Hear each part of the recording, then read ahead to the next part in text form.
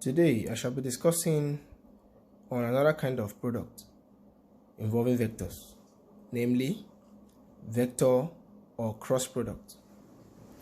So given two vectors, say A with components a1i plus a2j plus a3k, another vector B with components b1i plus b2j plus b3k.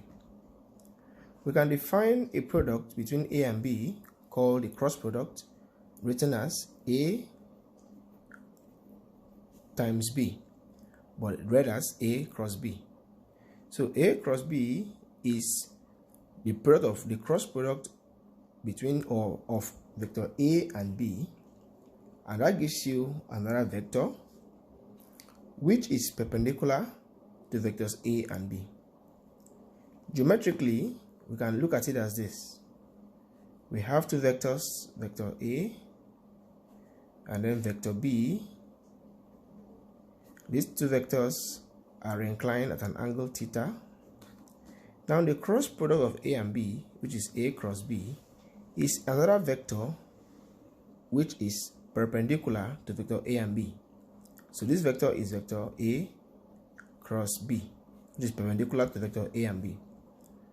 In sometimes we describe this using the right hand thumb rule this way, that these are vectors A and B, so their cross product yields another vector C which acts in this direction perpendicular to vectors A and vector B.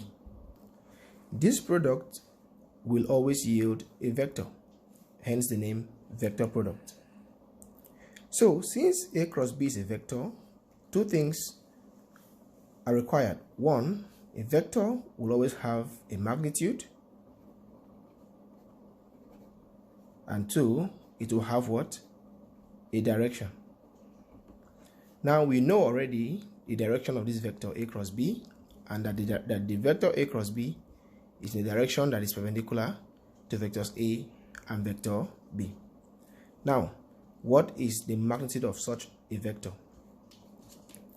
The magnitude of vector A cross B, so we write magnitude of vector A cross vector B is equal to the length of vector A times the length of vector B times the sine theta of the angle, where theta is the angle between vectors A and vector B. Now if you recall, this is similar to the dot product formula, except that in the dot product here we use the cosine of theta. So if A cross B is the cross product of vectors A and B, which acts or which is in the direction perpendicular to vector A and B, then the size, the magnitude of this vector A cross B is given as this. Of course, the implication of this expression is that we can only know the magnitude of vector A and B of this cross product if the angle theta between the vectors is given. So if the angle between vectors A and vector B is known, then we can use this formula to determine what? To find the magnitude or the length of their cross product. However, A cross B, we've agreed already that this product is a vector. So what vector is that, to be precise? So A cross B is a vector that is given by the determinant I, J, and K. So the first row of this, the next row will now be the component of the first vector A, which are A1, A2, A3, A1, A2, A3, and the next row will be the component of the second vector B, which are B1, B2, B3. So we have here B1, B2, and B3. So A cross B is given by this determinant, and when this is done, what we get is a vector, which is a cross product of A and B. So the magnitude of that vector, the length of that vector, is what is given by this. And I guess you are quite familiar with this from our class in linear algebra. This is just a 3 by 3 square matrix, the determinant of a 3 by 3 square matrix, which can be evaluated using the Cramer's rule. Now let's take an example to illustrate cross product. Given two vectors A, 2i plus j plus k, vector B, I plus j minus 2k. We want to find A cross B, that is a cross product of vector A and B, and 2, we want to find the length of that cross product. So we know already from the last formula given here that A cross B is given by the 3 by 3 determinant I, j, k, and the next row will now be the components of vector A, which are 2, 1, and 1. So 2, 1, and 1. The next row will be the components of vector B, which are 1, 1, and negative 2, 1, 1, and negative 2. And what you see here is just a 3 by 3 determinant. So we're going to employ the Cramer's rule from our linear algebra classes, or linear algebra class, I beg your pardon, to evaluate this. So using our normal signs, plus, minus, and plus. So I have here I. So I will now take off the rows and the column of I, and what I have left is 1, 1, 1, negative 2. I guess you see, I hope you remember this. Minus j. I do the same thing now for j. So I would take off the entries of row j and column j, and I have 2, 1, 1, and negative 2 left. The last one is plus k. I'll do the same thing. You cross the entries of the row where k is and the column where k is, and what is left is 2, 1, 1, 1, 2, 1, 1, 1.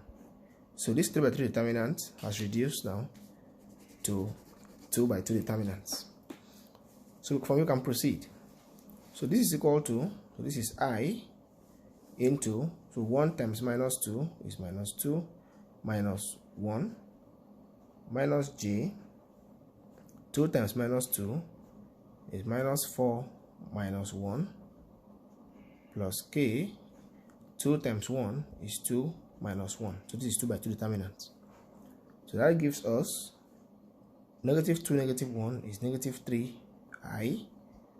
Negative 4, negative 1 is negative 5 times negative j is plus 5j, plus 2 minus 1 is 1 plus k.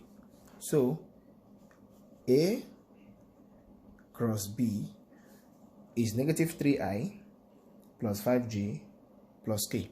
So recall we had said here that the cross product of two vectors A and B is a vector, and here's the vector. So given vector A as this and vector B as this, the cross product of A and B is this vector, negative 3i plus 5j plus k. So that's the first part of the question, I, that asks us to find what? To find the cross product of A and B. The second part says you find the length of that cross product. So if you recall from our first formula here, that the length of the cross product is equal to the length of vector A times the length of vector B times the sine of the angle between vectors A and B. And of course, in this problem or in this example, we are not given the angle between vectors A and B. Of course, we can find that angle, but there will be no need doing that, since we can find the length of our vector directly from here. So from here, we know that the length of our vector A cross B is equal to what? The square root, if you remember, of negative 3 squared, the squares of the sum of the component, negative 3 squared plus 5 squared plus 1 squared. And this is equal to the square root of negative 3 squared is 9 plus 25 plus 1. And that gives us the square root of 35. And that's the length of the cross product of vector A and vector B. Properties of cross product. Of course, there are several properties of the cross product of vectors, but I shall be taking just two of particular interest. Number one is the following, that if the cross product of A and B is 0, this would mean, or this implies, that the vector A and vector B are parallel vectors. So that if you compute a cross product of two vectors and the result is 0, this tells you already that the two vectors you've just computed, whose cross product you've computed, are parallel vectors. That is to say, the angle between the two vectors, is either 0 or 180 degrees. Since from this formula, sin 0 is 0 and sin 180 is also 0. So if the cross product of two vectors A and B is 0, then the two vectors are parallel vectors. Let's take an example. For instance, we want to show that the vectors A given as I plus 4j minus 2k, vector B minus 3i minus 12j plus 6k are parallel vectors. To show this, all we need to do, is to compute the cross product of vectors A and B. So these are 3 by 3 determinants, I, j, and k, and the first row, or the second row rather, will be the components of vector A, which are 1, 4, and -2. The next row, the component of vector B, which are -3, -12, and 6. So we compute the determinants using Cramer's rule like before. So this gives us, so we take the first component I, recall our signs, plus, minus, and plus. So I gives us, we take the row and column off, we have 4, -2, -12, and 6. The minus j will give us 1, -2, -3, and 6, and finally plus k, that gives us 1, 4, -3, and -12. So we now compute the set of 2 by 2 determinants. So this gives us, this is I into 4 times 6 is 24, minus 12 times minus 2 is 24, minus j into 1 times 6 is 6, minus -3 times -2 is 6, plus k into 1 times minus 12 is -12, minus 3 times 4 is -12, so that is plus 12. So this is 0, this is 0, this is again 0. So what do we get here? It's clear that the cross product of A and B is equal to what? 0. So what does this tell us? It tells us that the vectors A and B are parallel vectors. Property 2 of cross product, which I find very interesting, is the following: that if A and B are two vectors and they form the sides of a parallelogram, then the length of the cross product of A and B, this length, is nothing but what? Nothing but the area of the parallelogram. I'd like us to prove this a little. So let's just look at this. We have this, assume that we have two vectors here, vector A and vector B. Okay, so of course, if we complete this, if we make another copy of vector A here, or vector B rather, so that will be vector B, another copy of vector A over here, and that becomes a parallelogram. So let vectors A and B be inclined at an angle what? Theta.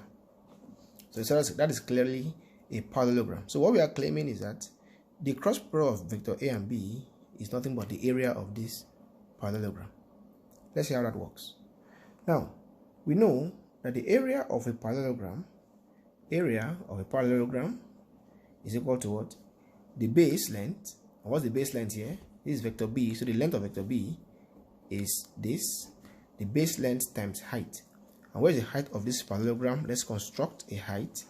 So if we drop a line from here to this point, so call that point M. So this is little h. That becomes the height of the parallelogram, and of course it forms a right angle at this point. So the area of a parallelogram, which you know already, is equal to what? The base length, and this is the base here, the base length, which is the length of vector B, times height. the height is h times h. So we have the length of vector b times the height. Now we want to get an expression for the height and replace here. So I want to call this my equation here, equation number 1. Now going back to this small right angle triangle here, you see that we have the opposite side to the angle as h, and we have the hypotenuse as vector a.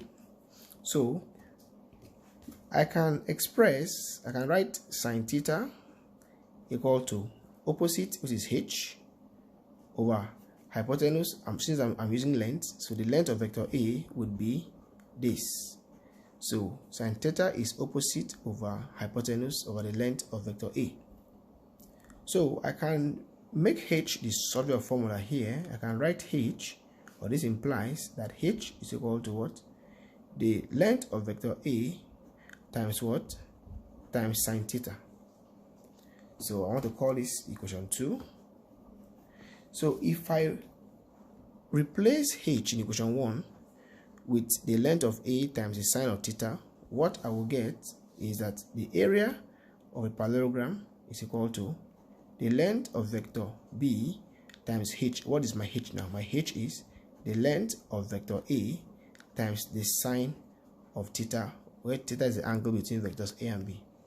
So I can rewrite this. I can just simply take a this way and b this way as the length of vector a times the length of vector b times the sine of theta. And this is nothing but what? The length of the cross product of vectors a and b. So this is nothing but the length of the cross product of vectors a and b. So what are we seeing here? That the area of this parallelogram here formed by vector a and b is equal to what? The base length times the height. B, the length times height, which is the same thing as the length of the cross product of vectors a and b. So this is an important result. Now let me just make one observation here. You see clearly here also that we can if I drop a diagonal here, a diagonal line here, all right, from this vertex to the other vertex, what do you see here? You see that the parallelogram has been split into what? Into two triangles, right? So we can also find the area of each of these triangles. So by intuition, what should that be? It's obvious from here that if the area of the parallelogram is the length of a cross b, of course, so the area of this triangle, the area of one of the triangles will now be what? The length of the the length of the cross product divided by what? Divided by 2. So if you want to find the area of a parallelogram formed by vectors a and b, or spanned by vectors a and b, you simply use this formula. You find the cross product and you find the length. And from there you can find the area of one of the triangles by just dividing that length by 2. So let's take one example and close up. The question is, what is the area of a triangle spanned here means formed by the vectors a and b, given as this? So from what I explained just a couple of seconds ago, now we can use these two vectors to get the area of the parallelogram spanned by a and b, and from that area of parallelogram we now divide by 2 to get the area of a triangle that's spanned by the same vectors. So roughly speaking, what we have is this. We have some vector a here, another vector here, say vector b, and they span a triangle. But first of all, we know that they also span a parallelogram. They also span this parallelogram. So if we can find the area of this parallelogram, then we will also, if we divide that area by 2, we will now get the area of a triangle spanned also by these two vectors. So let's proceed. How do we get the area of a parallelogram? We have seen already, by means of a proof, that we should first of all find the cross product of a and b, which is nothing but what? The determinants, 3 by 3 determinant, I, J, and K, 3, 2, 1, 1, 3, 2, 1, 3, and 2. So if you complete this determinant carefully, what you have is I minus 5j plus 7k. Remember that this cross product is always a vector. Now what we want is the length of this vector. So we now look for the length of A cross B, which is the square root of 1 squared plus minus 5 all squared plus 7 squared. And that will give us the square root of 75.